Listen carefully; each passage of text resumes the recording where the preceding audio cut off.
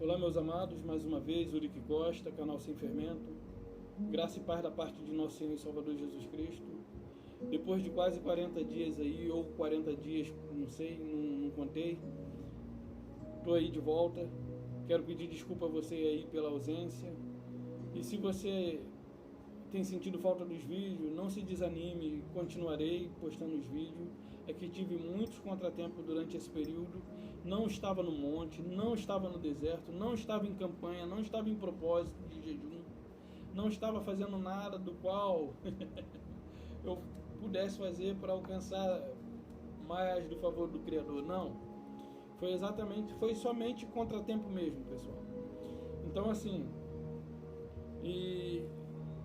se você ainda não se inscreveu, se inscreva, ative o sininho, receba a notificação, compartilhe com os demais amigos e familiares para que outras pessoas também tenham acesso às mensagens aqui abordadas. Então, pessoal, conversando com a minha esposa ontem, ela falou assim: bom, se não é para jejuar, por que Jesus está mandando jejuar? Eu já expliquei umas trocentas vezes e ainda não entrou na compreensão dela. Ela já entendeu, mas ela entende o que eu falo, mas ela não foi chamada para viver isso ainda. É da mesma forma, né, que o conselho, se o conselho fosse bom, não se dava, se vendia. Conselho nós damos tantos, mas poucas pessoas recebem os conselhos e colocam em prática. É muito raro. Então, assim, ela compreende o que eu falo, mas ela ainda não foi despertada para viver segundo o Evangelho da Graça. Ela se vê literalmente perdida, sem esperança, sem salvação e sem Deus, se ela se colocar na mesma condição que eu vivo hoje. E aí eu pude perceber o medo, o desespero, o pânico que esses líderes religiosos causou na mente das pessoas. Bom, pessoal, ela falou, se não é para jejuar, por que Jesus está mandando jejuar? Primeiro, quem era Jesus, onde ele nasceu? Quando eu pergunto quem era Jesus, eu estou perguntando qual a origem, qual a naturalidade de Jesus. Judeu.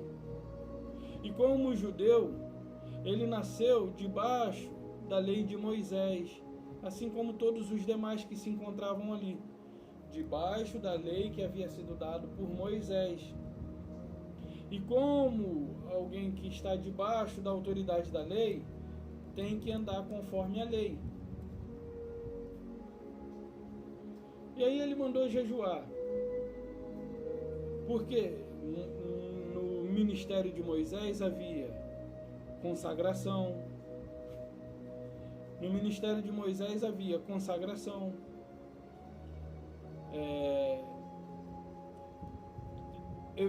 oblações, que é o batismo, lavagem em água, né? Tinha as oblações, tinha dízimo, tinha Páscoa. No ministério de Moisés tinha muitas ordenanças, muitos preceitos em forma de ordenança para ser observada pelos israelitas. E Jesus sendo israelita, logo ele não estava isento dessas ordenanças impostas sobre todos os nascidos em Israel. Por isso a Bíblia diz lá em Gálatas 4:4 que, vinda a plenitude dos tempos, Deus enviando o seu Filho, nascido de mulher, sob, que quer dizer debaixo da mesa, vamos supor, debaixo, sob a lei. Só que tem um detalhe, ele veio debaixo da lei para resgatar os que se encontravam também debaixo da lei. Lembra daquele convite que Paulo nos faz? Para a liberdade foi, daquela orientação que Paulo deixa? Para a liberdade foi que Cristo nos libertou. Aqui a palavra libertou se encontra no passado. nos libertou, não é nos libertará, futuro.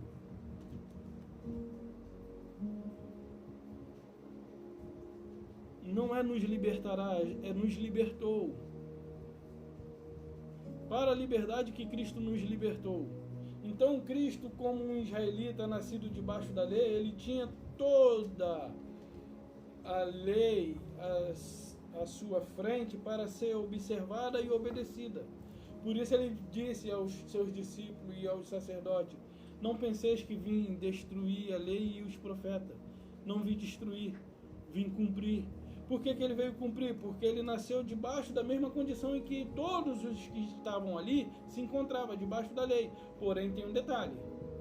Ele nasceu debaixo da lei, mas com o intuito de resgatar, não de deixar. Não é para deixar, é para resgatar. E aí você vê essas igrejas sabatistas levando as pessoas para a lei da qual Cristo resgatou. Cristo veio para resgatar da lei, mas tem denominações aí resgatando para a lei, colocando de volta debaixo dos rudimentos de homem, colocando de volta dos seus próprios objetivos e descumprindo a obediência para com Cristo. Ou seja, pisando literalmente naquilo que Cristo fez. Aí eu tenho uns amigos que conhecem muito essa questão de lei. Aí um amigo meu que falou que o sábado é o selo de Deus. Isso é verdade? O sábado selou a criação, ok? A criação é uma coisa, eu e você somos outra. Toda a criação ela foi selada com o sábado, ok? E essa é a visão dele. Porém, eu e você não somos selados com o sábado. Eu e você somos selados pelo Espírito, o qual é o nosso penhor. Meu amigo, minha amada, meu amado, você acha que você precisa guardar sábado se Deus habita em você? Você acha que você depende de um dia, quando você tem aquele que criou todas as coisas habitando em você? Você acha que você depende da mão do homem, quando você tem aquele que criou todas as coisas atuando diretamente na sua vida?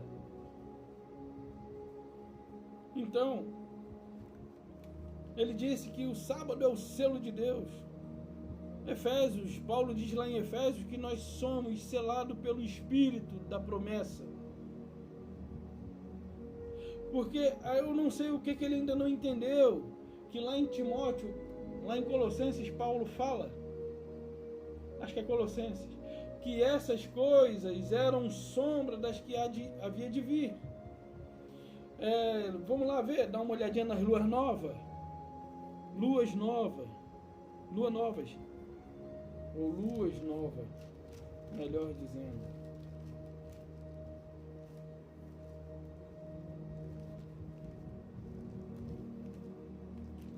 Difícil é achar, porque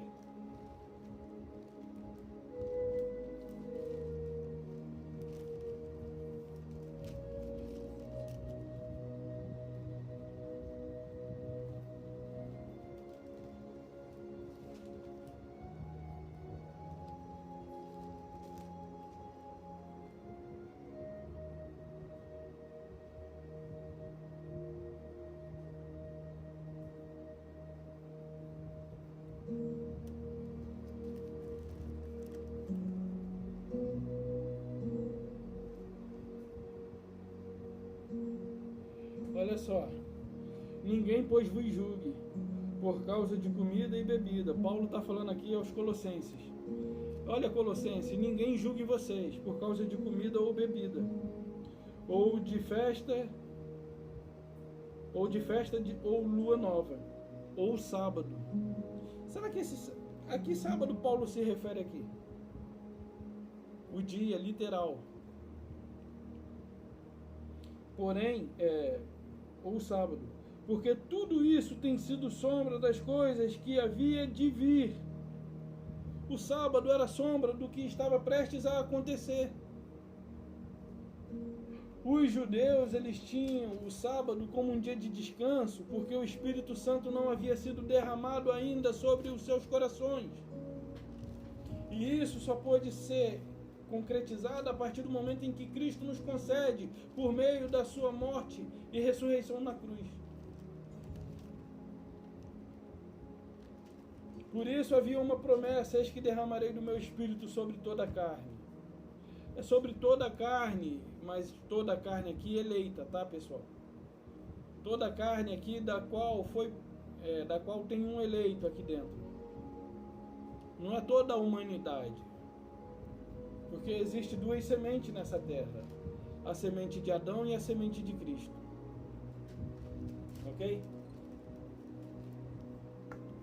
Então, olha só. Era sombra das coisas que havia de vir. Então o sábado era tido como um dia de descanso para os judeus, só para eles lembrarem que um dia não era mais necessário a observação do sábado. Por quê? Porque o Espírito já teria sido derramado. E quando o Espírito fosse derramado, não era mais necessário a observação desse dia como um dia de descanso. Porque de que adianta você tirar um dia de descanso físico e ter uma perturbação no espírito? E estar angustiado, contristado, aborrecido, odioso, ou esperando aquela hora passar para resolver uma situação ou outra. Não é disso que a Bíblia está falando. A Bíblia está falando aqui de uma questão espiritual. Vamos ver coisas espirituais com espirituais? Quer ver uma coisa? O batismo no ministério de Moisés era nas águas. No ministério de Cristo, o batismo é diferente. Lembra de quando ele foi se batizar perante João Batista? E João fala: olha, eu que devo ir a ti e tu vem a mim. Aí ele fala: deixa assim por agora. Só que João Batista já anunciava: olha, eu batizo vocês com água, mas aquele que vem depois de mim, que é antes de mim, batizará vocês com fogo e com o Espírito. O fogo aqui é juízo, e o Espírito aqui é para trazer lucidez, liberdade e abundância na vida daqueles a quem recebe. E aí, no ministério de Cristo, o batismo foi realizado na cruz do Calvário. Romanos 6, verso 3. Ou não sabeis vós, não sabeis vós, ou ignorai, deixa eu ver, não sabeis vós que fomos batizados na morte de Cristo?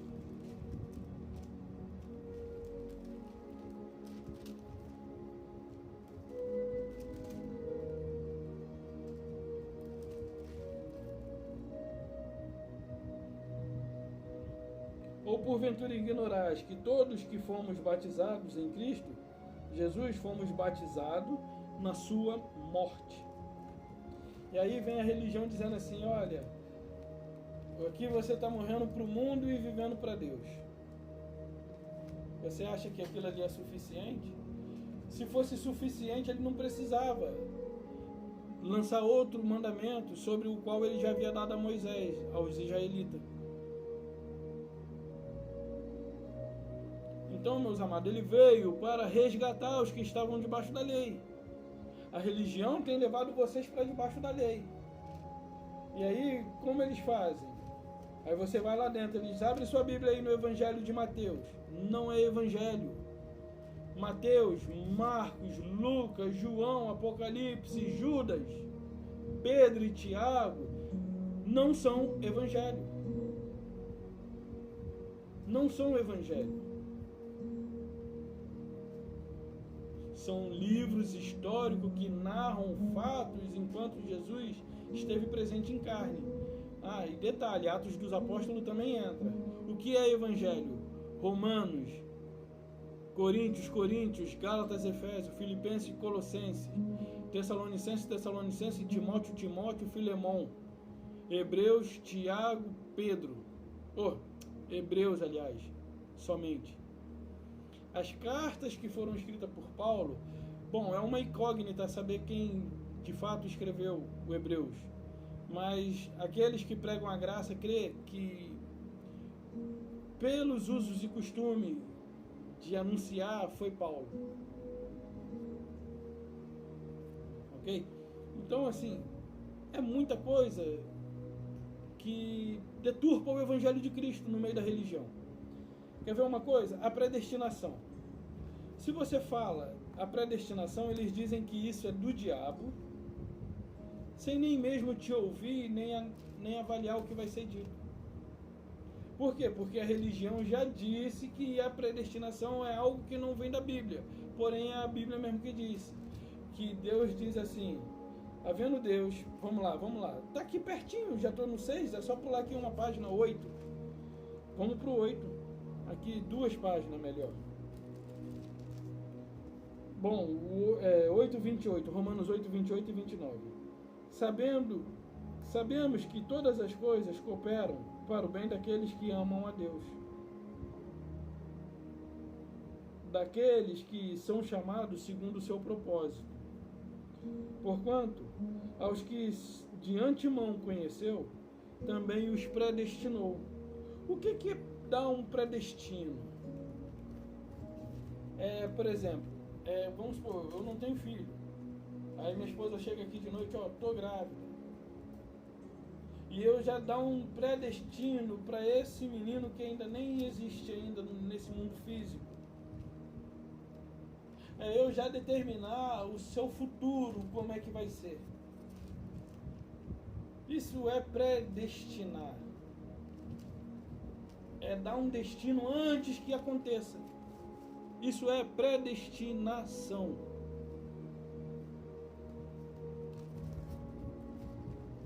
E aí ele continua. Porque aos que de antemão conheceu, também os predestinou, para serem conforme a imagem de seu filho, a fim de que ele seja o primogênito entre muitos irmãos. Aí você vai dizer assim, isso não é bíblico. Bom, tem na minha Bíblia e tem na sua. Dá um pulo comigo aqui, em Jeremias 5, lá na lei. Põe máscaras aí. Porque aqui é o território da lei. É o território da lei. Jeremias 5. Estou indo tão devagar aqui.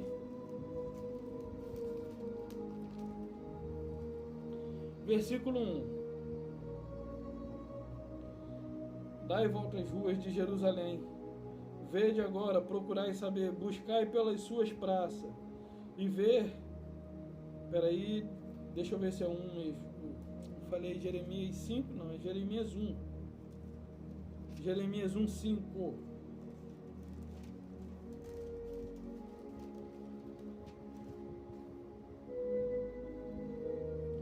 Bom, olha só o que o Criador fala aqui para Jeremias.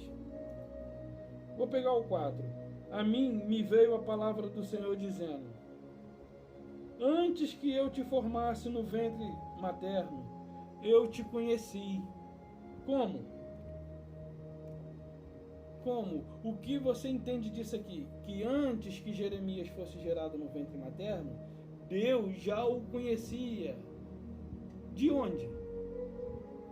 Ele conhecia o espírito que ia habitar o corpo de Jeremias. Não é porque Deus... Não é nada de presciência. Não é nada de presciência, é a existência de Jeremias, antes que o mundo fosse formado. Eu te conheci.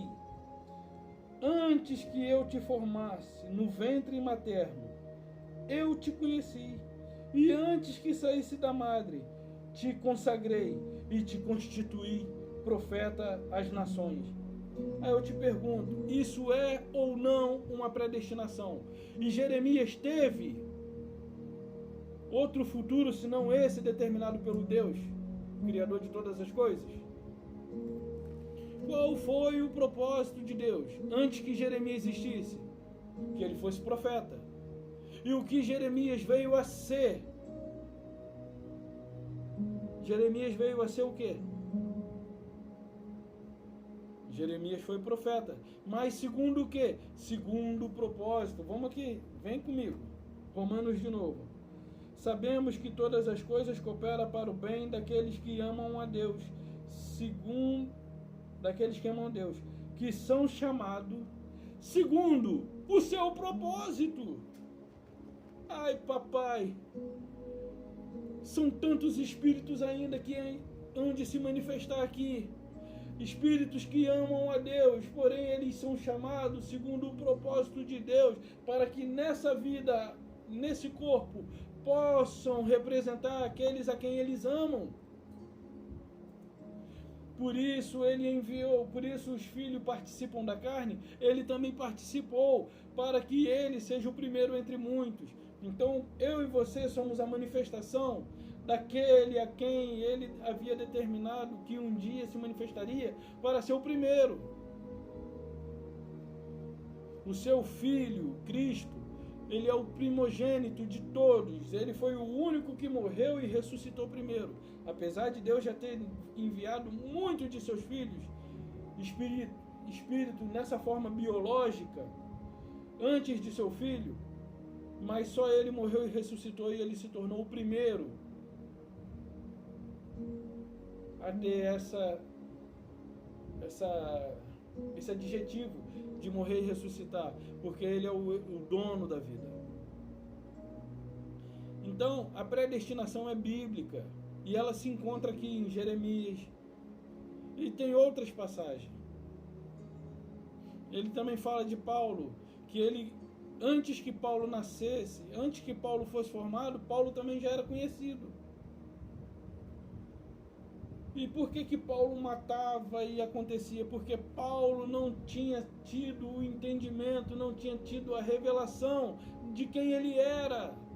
Paulo estava sob a influência desse mundo, a influência da religião. Porque a palavra religião é mundo. O significado da palavra religião é mundo. Paulo estava sob a influência da religião, e porventura se algum religioso me ouve, e aquele que não é, me ouve tranquilo, mas aquele que é religioso me ouve com ódio no coração, até mesmo desejando fazer o mal contra mim. Assim era Paulo, influenciado pela religião, se sentindo ofendido por alguém se levantar e falar do judaísmo. E você, da mesma forma, se sente ofendido quando eu falo abertamente aqui o evangelho revelado por Paulo, que recebeu de Cristo no terceiro céu.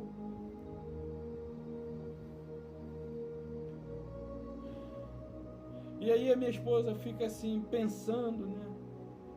Mas não tem argumento contra o evangelho da graça, gente. Aí vamos supor, olha as contradições que existem. Paulo diz no Evangelho, Deus revelou a Paulo e Paulo revelou por meio do que foi escrito. Nenhuma condenação há para os que estão em Cristo Jesus. Aí você vai na igreja, eles dizem estar em Cristo. Porque para eles estar em Cristo é pertencer a uma denominação e ser fiel a essa denominação com toda a sua força, com toda a sua dedicação, e ser fiel de uma forma além da sua compreensão. Para eles estarem em Cristo é estar dentro, pertencer a uma denominação, estar ali no meio, envolvido com eles. Mas o que de fato é estar em Cristo? Estar em Cristo quer dizer nada mais, nada menos de não estar em Adão. Antes toda a humanidade estava em Adão. Quando? Antes do que? Antes da cruz. Antes da cruz, toda a humanidade estava em Adão. Até mesmo depois da cruz ainda tem gente vivendo segundo os hábitos de Adão. Ou seja, Adão é a carne. Adão é terreno, é carne, não é espiritual, é natural. E quem é natural não busca logo o natural, o espiritual. Óbvio. Por isso a Bíblia diz que o homem natural não compreende. E quando eu falo e mostro e eles não compreendem, eles estão mostrando para mim o quê? Que eles são natural, porque eles não conseguem compreender o que está claro. Está claro, mas eles são natural e eles não têm luz suficiente para entender o contexto e o texto. Aí outro dia minha esposa perguntou assim: e este evangelho do mundo será pregado, e este evangelho do reino será pregado em todo o mundo, e então virá o fim. Aí ela, viu. Eu falei, tá bom, vamos lá no início e vamos pegar o contexto. Estava Jesus saindo do templo, quando aproximaram-se dele os seus discípulos para lhes mostrar a grandeza, a obra do templo. E disse, olha mestre, que monumento, que espetáculo, que coisa grandiosa, que oponência, que poderio, que arrogância desses homens construir algo de tamanha proporção. Aí Jesus olha para esse templo, para o templo do qual eles haviam lhe mostrado e do qual ele havia saído, e Jesus fala, tá vendo tudo isso? Não ficará pedra sobre pedra. Sabe o que os cristãos entendem? Que Jesus está se referindo aos dias de hoje, que os edifícios cairão. E que essas coisas ruirão. Não, ele estava se referindo ali ao templo, beleza. E aí eles falam, dize-nos, Senhor, que sinais haverá da tua vinda e do final dos tempos? Que sinais haverá da tua vinda e do final dos tempos? O que eles estão perguntando a Cristo? A respeito da vinda de Cristo e do final dos tempos. E aí Cristo está explanando.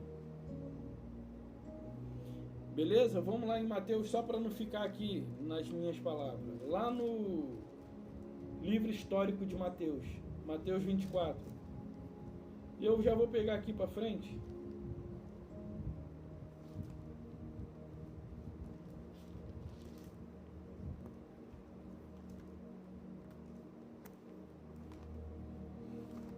Mateus 24.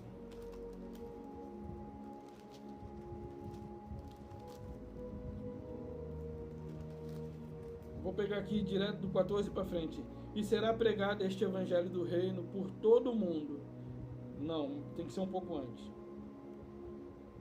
No Monte das Oliveiras achava-se Jesus assentado quando se aproximaram-se dele os discípulos, em particular, e lhes pediram, dize-nos quando sucederão estas coisas e que sinal haverá da tua vinda e da consumação do século, ou seja, do fim dos tempos.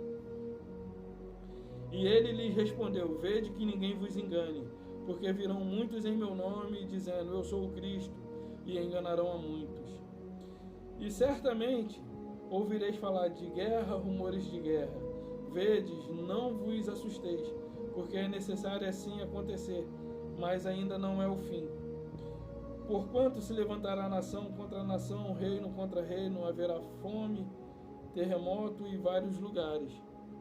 Porém, tudo isto é o princípio das dores. Então sereis atribulados e vos matarão. Sereis, né? Serão. Cristo está falando aqui no tempo presente. Olha, nós seremos, está no futuro. Ele fala que sereis está se referindo a alguém que está presente. Está se referindo a um futuro, mas um futuro que pode ser muito facilmente alcançado por aqueles que lhes ouvem. Sereis atribulados. Não é serão num futuro distante, desconhecido, longínquo. Aí ele diz assim, sereis odiados por todas as nações por causa do meu nome. Nesse tempo, hão de se escandalizar, trair e odiar uns aos outros. Levantar-se-á muitos falsos profetas e enganarão a muito. E por se multiplicar a iniquidade, o amor se esfriará de quase todo. Aquele, porém, que perseverar até o fim será salvo.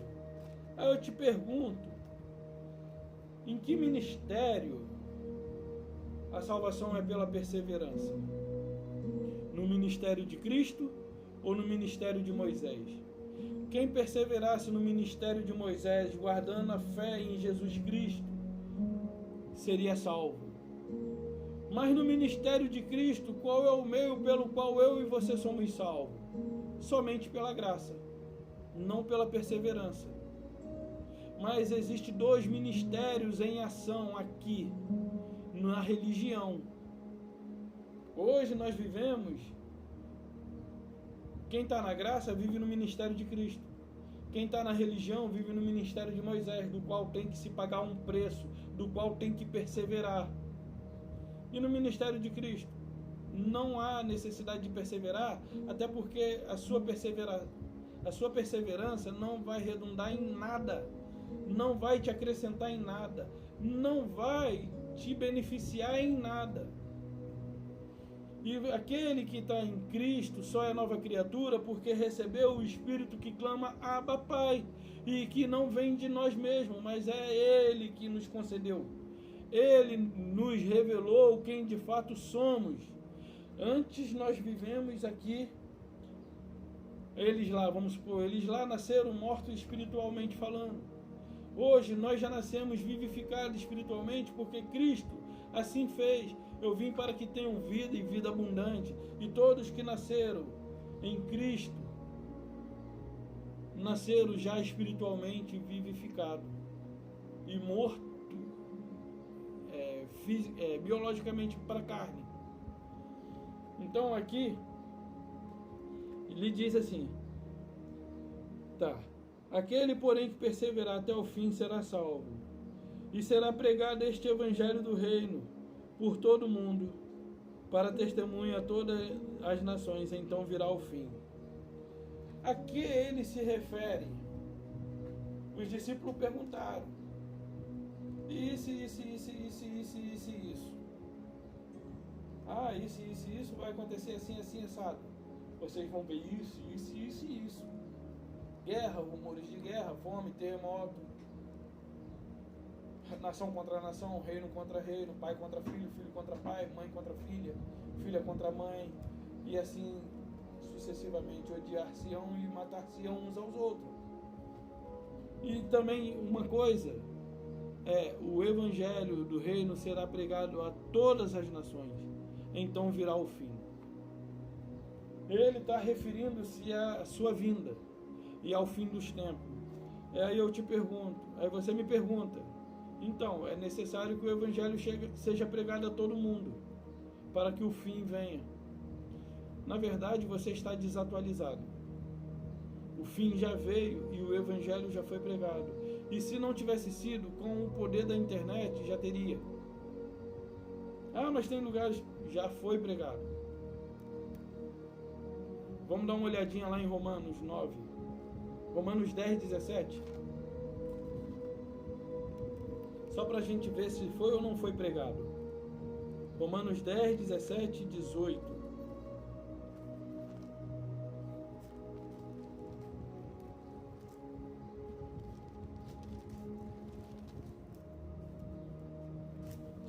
E assim a fé vem pela pregação, e a pregação pela palavra de Cristo.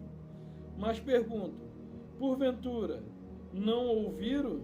Sim, por certo. Por toda a terra se fez ouvir a sua voz e a sua palavra até os confins do mundo. Paulo está falando aqui que ele pregou o evangelho entre os judeus e até os confins do mundo. Ok? O 16 diz assim, mas nem todos obedecem ao evangelho, pois Isaías diz, Senhor, quem acreditou na nossa pregação? E assim a fé vem pela pregação, e a pregação pela palavra de Cristo. Mas pergunto, porventura não ouviram? Sim, por certo. Por toda a terra se fez ouvir a sua voz, e a sua palavra até os confins do mundo. Ok? Vamos pular aqui para Colossenses 1, 23. Só para ver se foi ou não pregado o evangelho. Porque Cristo estava se referindo ali à sua vinda, porque foi isso que os discípulos perguntaram, e o fim dos tempos.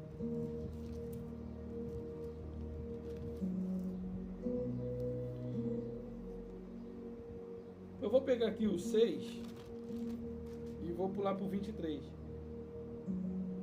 Que chegou até vós como também em todo o mundo, está produzindo fruto e crescendo.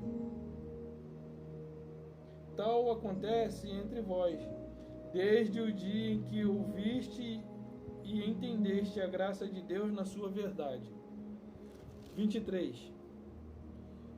E se é que permaneceis na fé, alicerçado e firme, não vos deixando afastar da esperança do evangelho que ouviste e que foi pregado a toda criatura debaixo do céu, e do qual eu, Paulo, me tornei ministro, que foi pregado a toda criatura que se encontra debaixo do céu. A toda criatura que havia debaixo do céu foi pregado o evangelho. Mas qual criatura? A toda criatura que se encontrava no momento em que Paulo estava vivo. O evangelho já havia sido anunciado. Então não foi por falta de anúncio do evangelho que Cristo não veio. Porque ele veio, o evangelho foi pregado, aquilo que ele falou, ó, não ficará pedra sobre pedra, acontecerá isso, isso e isso. E olha, detalhe, porém, antes disso acontecer também, o evangelho vai ser pregado. E quando o evangelho for pregado, virá o fim. E quando o evangelho foi pregado? Quando Paulo ainda se encontrava vivo. Quando Paulo ainda se encontrava vivo, o evangelho foi pregado a toda criatura debaixo do céu. Colossenses 1:23. Então, não foi possível adiar a vinda do Senhor no ano 70. Porém, ele cumpriu a risca com tudo aquilo que ele havia determinado. Então, meus amados, o que acontece? A religião, ela deturpa o evangelho de Cristo. E eles fazem com que aqueles a quem são liderados por eles se tornem guias cegos como eles. E olha que esses guias cegos defendem com unhas e dentes. E se levanta todos quantos pregam diferente daquilo que eles ouvem e pregam. Uma outra coisa, olha a diferença do evangelho de Cristo. Posso todas as coisas naquele que me fortalece. Aí você vai nesses lugares aí, copinho com água, tem na Bíblia?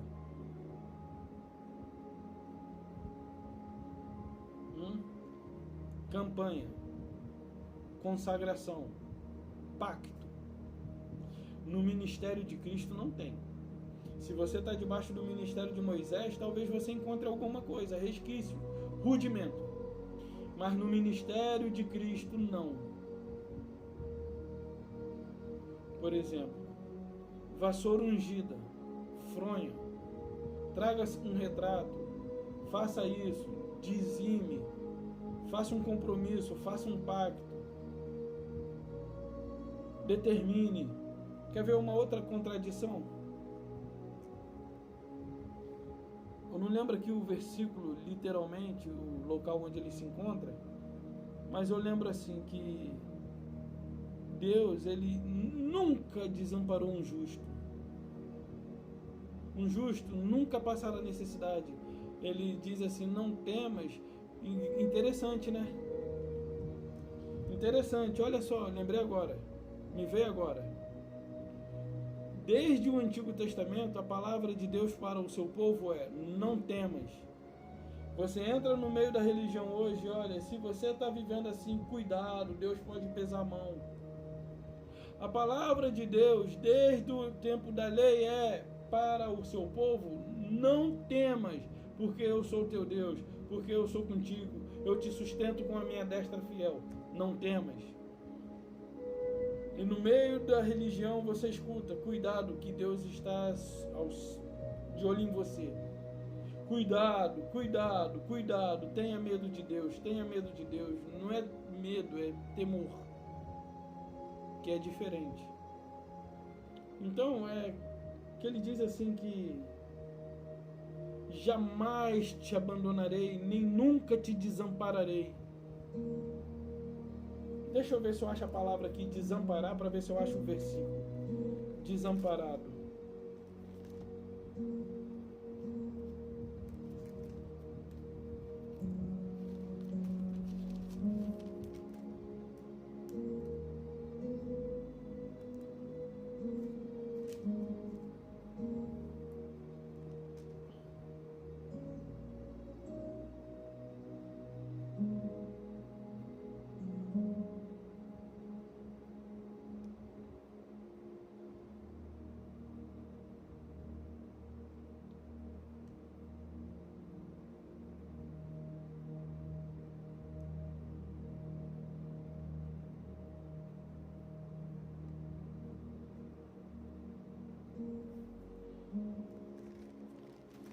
Bom, não sei não.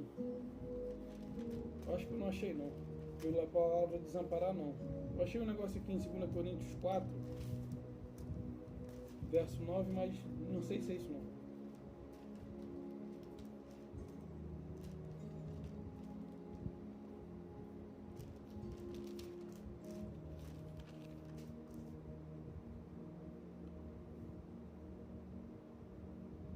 Não, né não.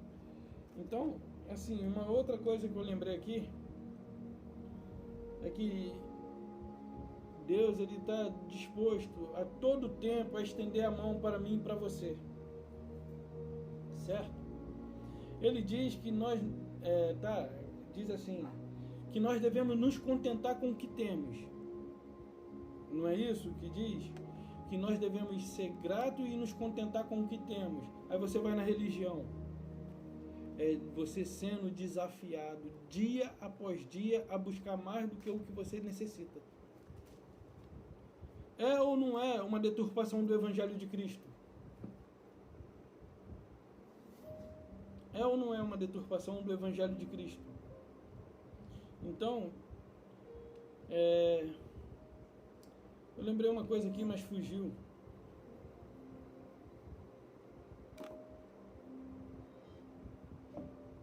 Que ele diz assim, né? Não torneis ansiosos, seja contente com o que vocês tenham, com o que vocês têm. E você não vê isso na religião, mas tudo bem. Então tem uma outra coisa aqui que eu quero tentar falar e eu não estou lembrando. Ô papai, ajuda. Deixa eu botar o óculos aqui para ver se eu acho aqui escrito.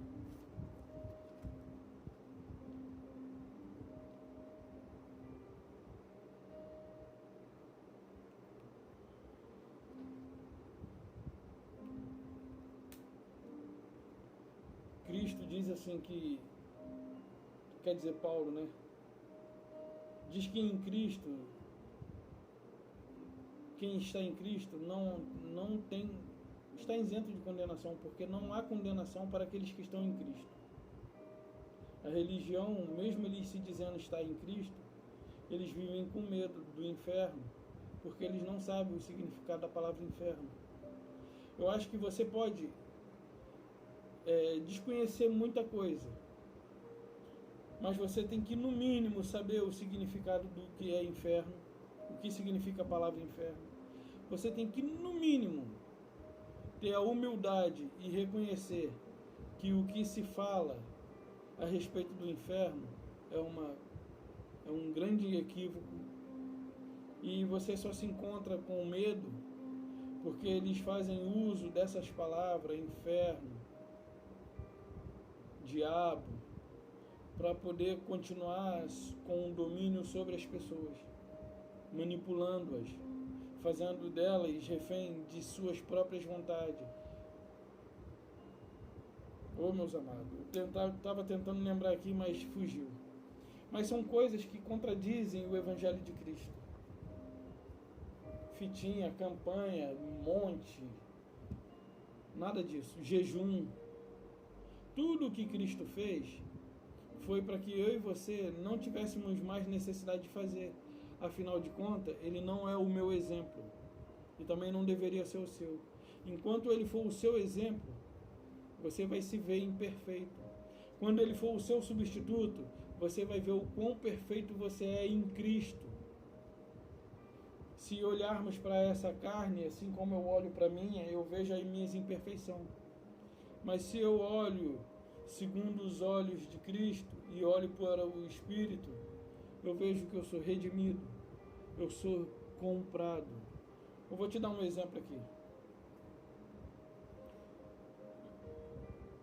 Eu tenho um carrinho velho, um Bravinha, 2000.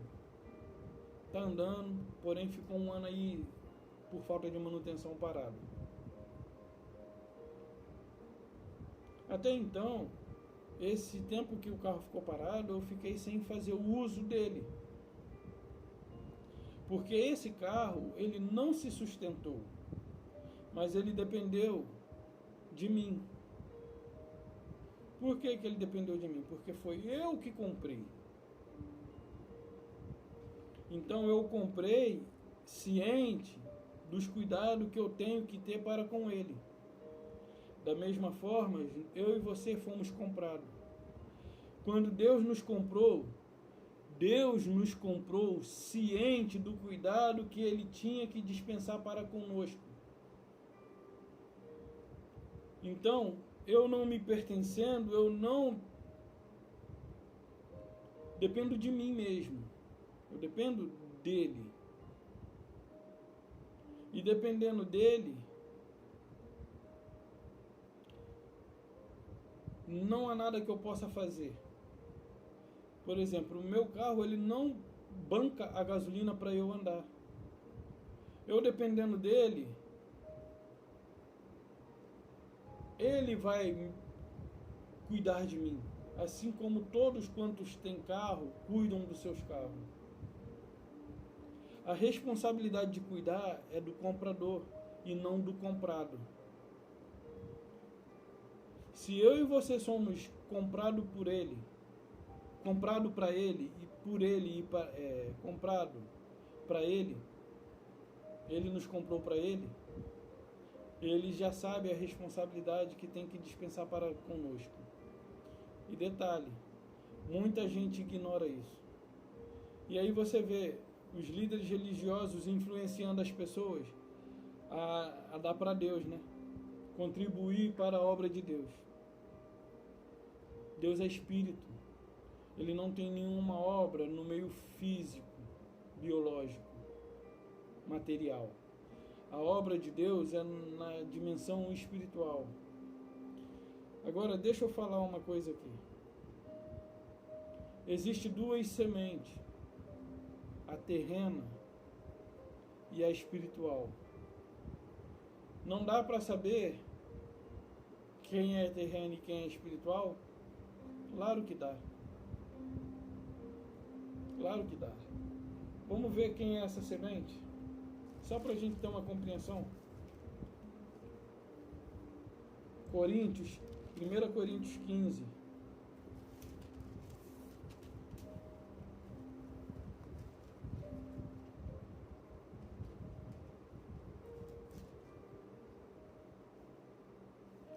Bom, só para a gente entender aqui. 15, 46. Não, 45. Pois assim está escrito: o primeiro homem, Adão, foi feito alma vivente. O último Adão, porém, é espírito vivificante. O primeiro Adão foi feito alma vivente. O segundo homem, porém, é espírito vivificante. Logo você vê a diferença, o contraste, as extremidades. É os extremos. Um é espírito, o outro é alma vivente.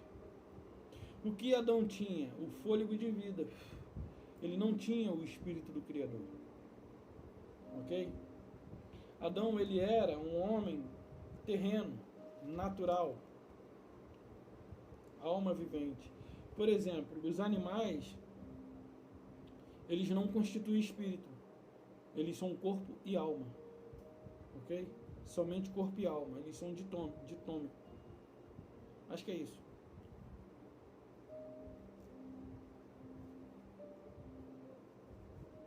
Então, 46. Mas não é o primeiro espiritual, e sim natural. Depois o espiritual. O primeiro homem formado da terra é terreno. O segundo homem é do céu.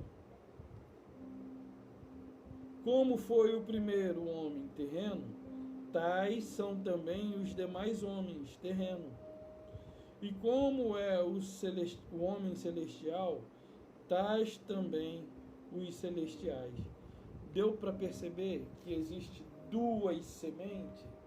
Assim como é o terreno, tais também os homens terrenos. E assim como é o espiritual, tais também os celestiais. Ou seja, existem espíritos que vieram do céu e estão habitando em corpo semelhança da carne de Adão. Mas existe a carne direta. Existe o homem que é somente alma vivente. Esse que é alma vivente não recebeu nem receberá o espírito que habitava o céu. Porque esses são descendentes de Adão. Vamos dar uma olhada aqui.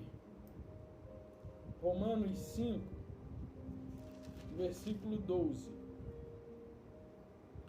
Portanto, assim como por um só homem entrou o pecado no mundo, pelo pecado a morte, assim também a morte passou a todos os homens, porque todos pecaram. Ok?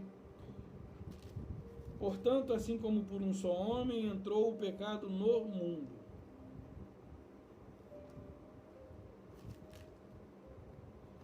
Bom, a religião diz que quem trouxe o pecado ao mundo foi a serpente. Logo, o diabo, no caso. A Bíblia diz que assim como por um só homem entrou o pecado no mundo, mesmo que tivesse tido a influência de uma serpentezinha, vamos supor, foi o homem que permitiu o pecado entrar no mundo. E a serpente ficou isenta? Ela é a terceira a ser responsabilizada? Ou ela teria que ser a primeira?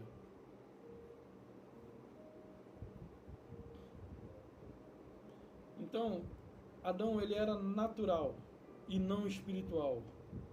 Voltando aqui para Coríntios. Como foi o primeiro homem terreno, tais são também os demais homens terrenos. E como é o homem celestial, tais os celestiais, tais também os celestiais. Assim como trouxemos a imagem do que é terreno, devemos trazer também a imagem do celestial. Então, um dia, antes de Cristo nos revelar quem somos nele, trazíamos a imagem da semelhança de Adão. E hoje, tendo tido a revelação de Cristo, trazemos a imagem daquele que é espírito, que é espiritual. Você olha para a minha carne, você vê uma pessoa natural. Mas espiritualmente eu sou a imagem de Cristo. E não somente eu, mas todos quantos foram predestinados para isso. Por isso que ele disse, né? Para que ele seja o primeiro entre muitos irmãos. Porque aos que de antemão predestinou, também justificou, e aos que justificou, chamou, né? Para que eles sejam a imagem, né? Para que eles sejam a imagem de Cristo, coisa do tipo. A imagem daqueles a quem havia de vir, sei lá, alguma coisa assim. Então, é muita discordância da religião. A religião, ela faz uso dessas doutrinas para impor medo. E a população está amedrontada, acurralada, sem ter para onde sair. E quando nós tentamos abrir os olhos a essas pessoas, a religião ou os religiosos vêm e dizem que o que nós falamos é loucura. Loucura sim para eles, porque não compreendem. Por quê? Porque não compreendem? Porque suas mentes são naturais. Vamos ver aqui, 2 Coríntios 2. 2 Coríntios 2.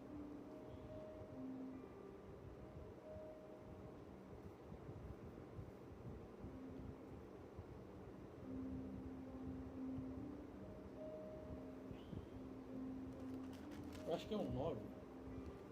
2 Coríntios 2. Ou é o 2 Coríntios 9? Tô fraquinho.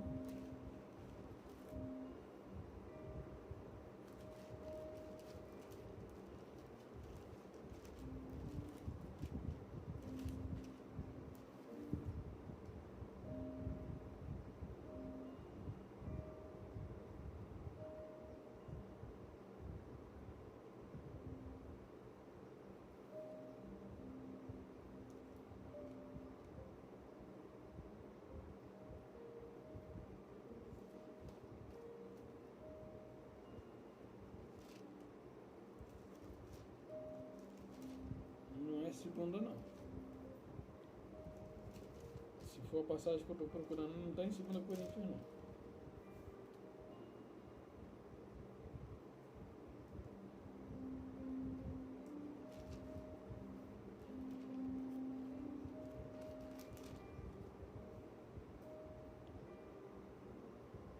Aqui. 1 Coríntios. Vou ler aqui 1 Coríntios de 9 em diante. Mas como está escrito, olha só, preste atenção, tá? Mas como está escrito, nem olhos viram,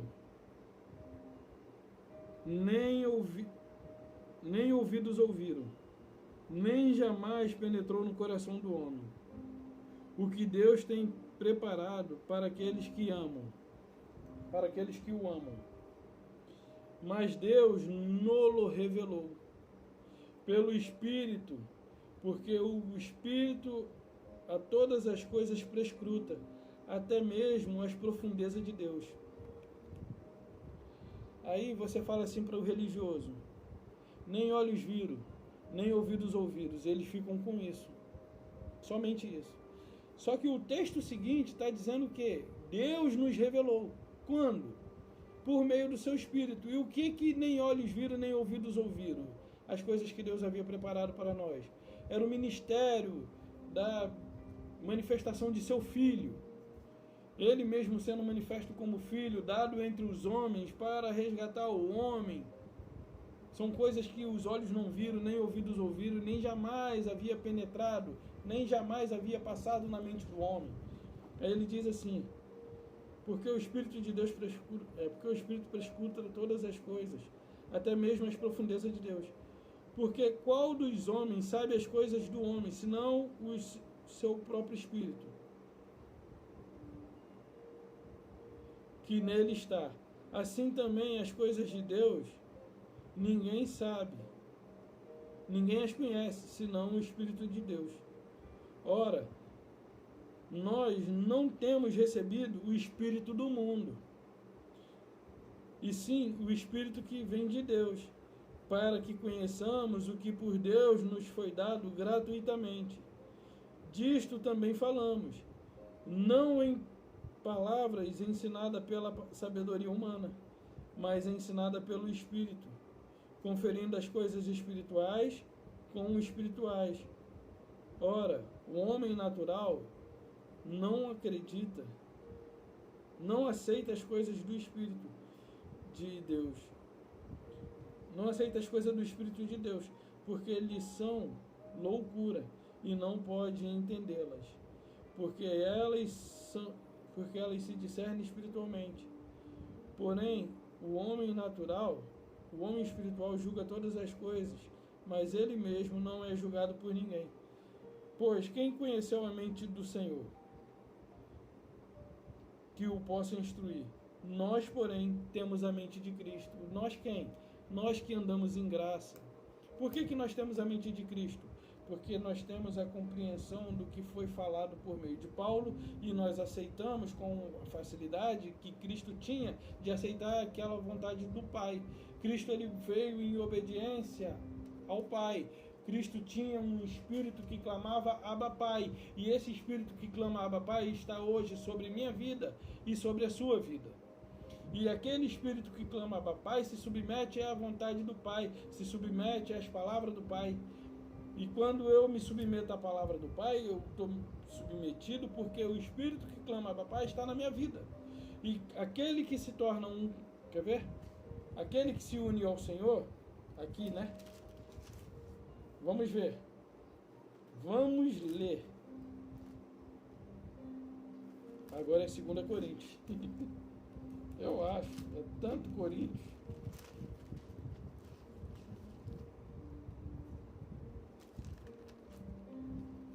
Eu nem lembro mais. Não sei se é o 4. Eita, passei que foi direto de 1.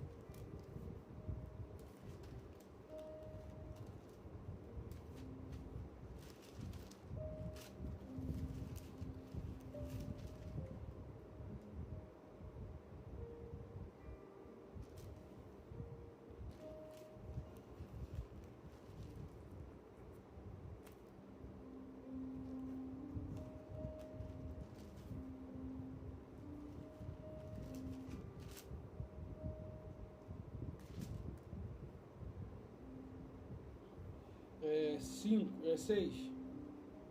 1 Coríntios 6. Mas aquele que se une ao Senhor é um espírito com Ele. Então, meu amado, olha a contradição. Aquele que se une ao Senhor é um espírito com Ele. Como você pode ter se unido ao Senhor e ter se tornado um só espírito com Ele e ser lançado no inferno? Como? Explica para mim. Como você que foi comprado por Ele pode ser jogado fora? Aquele que o Pai me deu é maior do que tudo, e da minha mão ninguém arrebata, e da mão do Pai ninguém pode arrebatar. Detalhe: as minhas ovelhas ouvem a minha voz, elas me seguem, eu as conheço e lhes dou vida eterna, jamais perecerão. Jamais é a mesma coisa que nunca, jamais perecerão. Quer ver uma outra contradição? Você que está em pecado, levante a sua mão, vem aqui à frente, eu quero orar por você.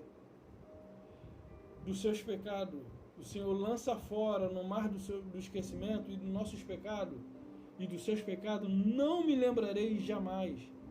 Quando que Ele se lembra dos nossos pecados? Nunca.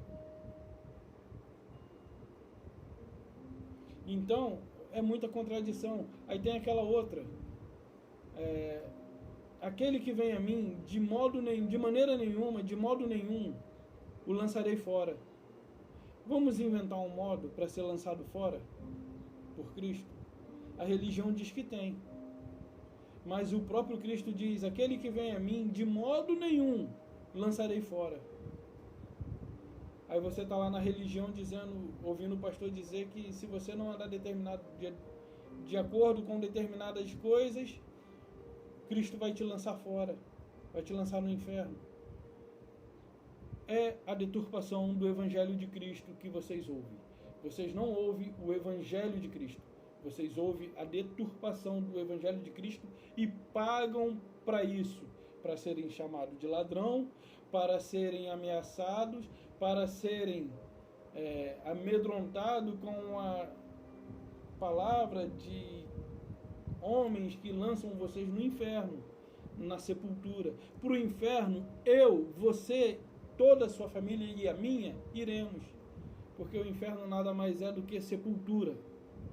É só você procurar o significado da palavra e procurar estudar a respeito com humildade. Pede ao Espírito de Deus que lhe dê humildade suficiente para entender a palavra e julga o que eu disse. Assim, é um retorno. Eu sei que esse vídeo não ficou um dos melhores, até porque eu nem estudei, só quis comentar algumas coisas aqui. Mas você vê, a deturpação do Evangelho que vocês ouvem é nítida, muito contraditório com o que Cristo ensinou. E a vocês eu deixo um grande abraço e a paz de nosso Senhor e Salvador, Jesus Cristo. Um beijo no coração e até a próxima.